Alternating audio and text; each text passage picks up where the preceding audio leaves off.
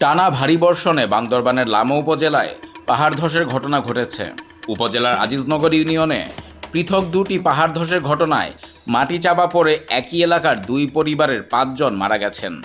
বৃহস্পতিবার ভোরে আজিজনগর ইউনিয়নের মিশনপাড়া এলাকায় এ দুর্ঘটনা ঘটে।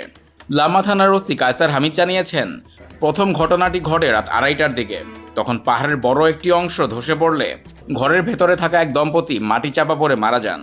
এরপর ভোর 4টার দিকে একই এলাকায় ঘটে দ্বিতীয় পাহাড় ধসের ঘটনা। স্বামী, স্ত্রী ও তাদের সন্তানসহ একই পরিবারের 3 জন ঘটনাস্থলেই প্রাণ হারান। খবর পেয়ে স্থানীয়দের সহায়তায় ফায়ার সার্ভিস ও পুলিশ 5 জনের মরদেহ উদ্ধার করে।